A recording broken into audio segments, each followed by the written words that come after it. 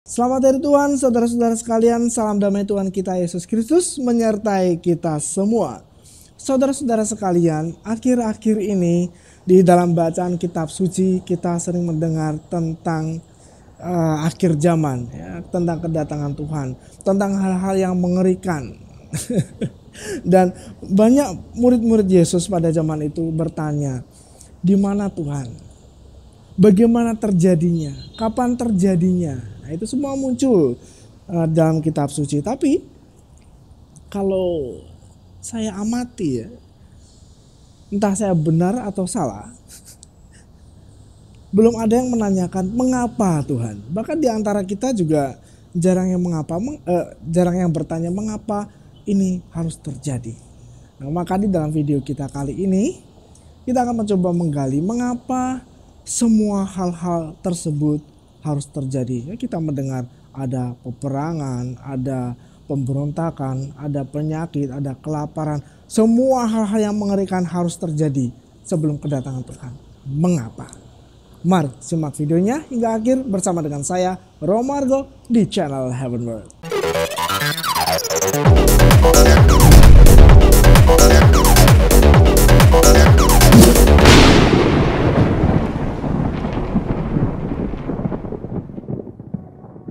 Saudara-saudaraku yang terkasih, memang ketika berbicara tentang akhir zaman itu tidak enak, bisa dikatakan tidak enak.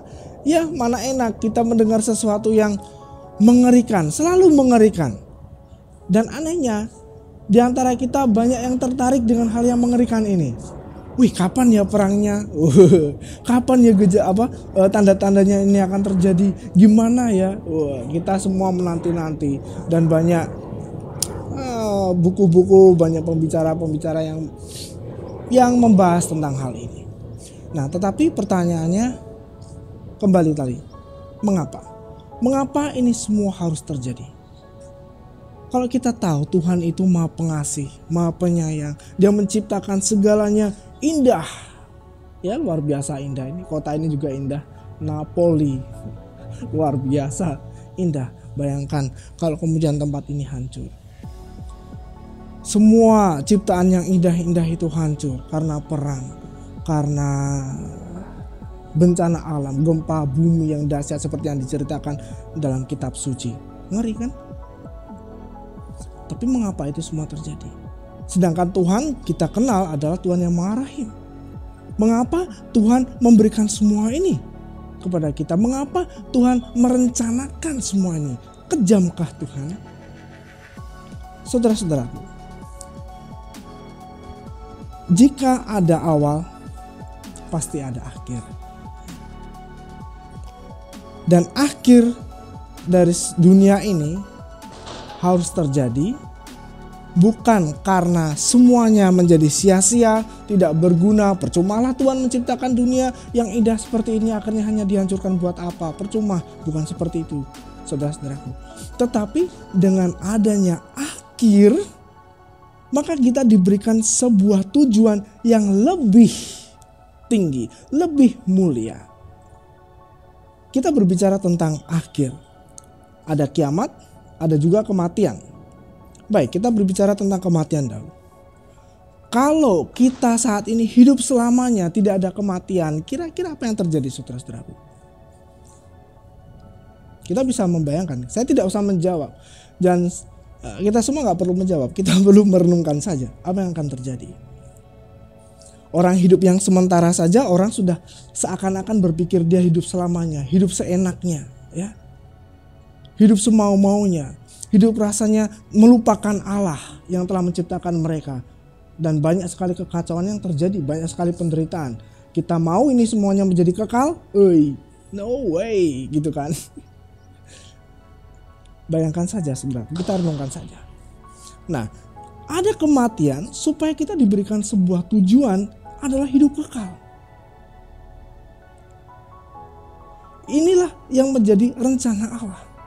Bukan berarti semua yang ada di dunia ini diciptakan akhirnya menjadi sia-sia. Tidak, justru di dalam hidup yang sementara ini menentukan bagaimana hidup kita di dalam kekekalan. Apakah kita akan bahagia kekal bersama Allah di surga, ataukah kita akan menderita kekal di dalam neraka karena kehidupan kita yang amburadul, yang tidak sesuai dengan apa yang dikehendaki oleh Tuhan. Saudara-saudaraku yang terkasih, menghadapi sebuah akhir hidup kita, kematian, itu memang tidak mudah. Kalau kita tidak siap, berat, takut, mengerikan kematian itu. Tetapi kalau kita siap, kita akan merindukan. Para rasul, mereka tidak takut mati. Bahkan Rasul Paulus pun mengatakan, wah, lebih baik mati ya bersama dengan Kristus. Tapi karena dia harus melakukan tugas di dunia ini untuk mewartakan tentang kerajaan Allah, ya dia harus melakukannya. Kita sudah diberikan contoh teladan iman dari para rasul dan para kudus, luar biasa. Hidup mereka menjadi kesaksian bahwa hidup kekal itu ada, saudara-saudaraku. Kalau kita tidak siap, berat. Kita akan menghadapi kematian dengan ketakutan, luar biasa berat. Tetapi kalau hidup kita saat ini di dalam dunia yang sementara ini sudah berjuang untuk menuju kehidupan yang kekal itu, karena setiap hari kita merindukan Tuhan, setiap bangun tidur kita berpikir tentang Tuhan, maka kematian bukan menjadi sebuah ketakutan, tetapi menjadi sebuah kerinduan. Karena kita merindukan Tuhan yang selama ini kita rindukan. Kita akan bertemu dengan Tuhan. Kalau kita berbuat baik, untuk apa saudara-saudaraku? Karena kita ingin masuk surga. Karena sebenarnya kita percaya bahwa ada hidup kekal. Jadi akhir itu memberikan sebuah tujuan. Begitu juga dengan kiamat. Akhir dunia ini semuanya akan lenyap. Apa yang telah diciptakan Tuhan sempurna, indah, luar biasa, semuanya akan menjadi lenyap pada hari kiamat. Tetapi apakah semuanya lenyap sia-sia? Tidak. Karena apa? Karena kita telah masuk ke dalam kesempurnaan bersama dengan Tuhan. Yaitu kita yang sungguh-sungguh hidup di dalam kehendak Tuhan, melakukan kehendaknya.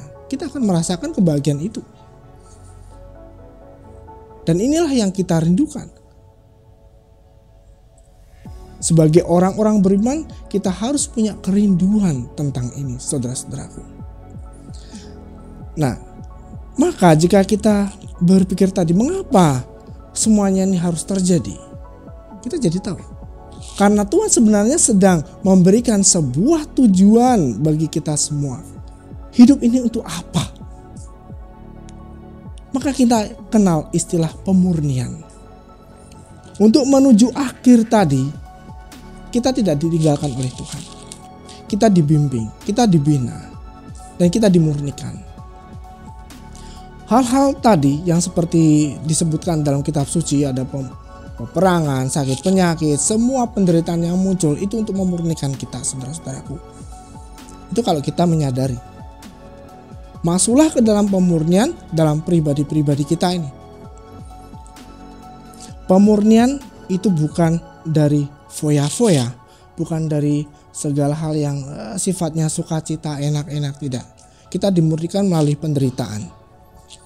Maka di dalam Injil tadi mana tadi saya membaca, sebentar, terlalu banyak tadi saya membaca. Nah ini, kalau kamu tetap bertahan, kamu akan memperoleh hidupmu. Lukas bab 21 ayat 19, Injil hari Minggu ini. Kalau kamu tetap bertahan, kamu akan memperoleh hidupmu. Jadi kita diminta untuk bertahan. Bertahan dalam iman. Bertahan dalam ajaran kasih yang telah diajarkan oleh Tuhan. Dan itu semua digembleng, dibentuk dalam pemurnian ini. Dunia senantiasa menghimpit kita, saudara-saudaraku. Senantiasa. Tapi kita diminta untuk tidak takut. Justru itu menjadi kesempatan kita untuk menumbuhkan iman kita. Kalau kita menyerah, kita takut pada dunia, kemudian malah ikut arus dunia, ya celakalah kita bersama dengan dunia. Tetapi kalau di tengah-tengah dunia yang menghimpit kita dengan segala hal yang membuat kita menderita, kita bertahan, kita mampu untuk bersaksi. Bersaksi tidak harus dengan kata-kata, tetapi dengan perbuatan hidup kita, bahwa kita adalah anak-anak Tuhan. Ini loh, saya anak-anak Tuhan, saya memberikan kesaksian melalui sikap hidup saya, hidup dalam kasih. Maka kita akan bertahan, kita akan selamat. Ini yang diinginkan oleh Tuhan, saudara-saudaraku. Maka Injil hari ini sebenarnya memberikan kita sebuah renungan. Untuk apa hidup kita saat ini? Hidup di dunia yang sementara ini. Hidup di tengah-tengah himpitan dunia yang selalu menekan anak-anak Allah.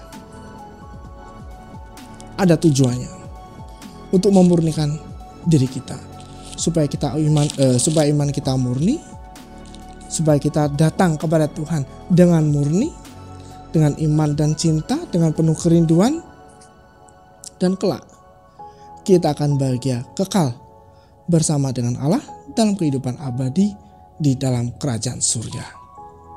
Mari saudara-saudaraku yang terkasih, kita bangkit dalam hidup ini. Jangan lengah. Kita harus berjaga-jaga. Jangan di dunia yang sementara ini kita terlena, tersandung dan ikut arus dunia. Hati-hati. Karena harinya kita tidak tahu. Kita tidak usah berbicara tentang kiamat, terlalu jauh. Kapan kita mati, kita tidak tahu. Bukan hanya orang sakit parah yang meninggal, bahkan orang sehat pun keluar naik motor misalnya kecelakaan di jalan, siapa tahu. Kematian itu misteri. Misteri Tuhan, hanya Tuhan yang tahu. Tetapi yang kita tahu dan yang diminta oleh Tuhan adalah kita berjaga-jaga dan siap. Kapanpun Tuhan menghendaki kita kembali kepadanya, kita siap. Jika kita siap, maka tidak ada lagi ketakutan, tetapi kerinduan dan kebahagiaan yang menanti kita. Pertanyaannya, bagaimana kita harus siap? Yaitu dengan hidup sesuai dengan apa yang dikehendaki oleh Tuhan. Hidup dalam iman, dalam kasih, pelayanan, saling mengasihi satu sama lain. Tuhan Yesus mengasihi dan memberkati kita semua.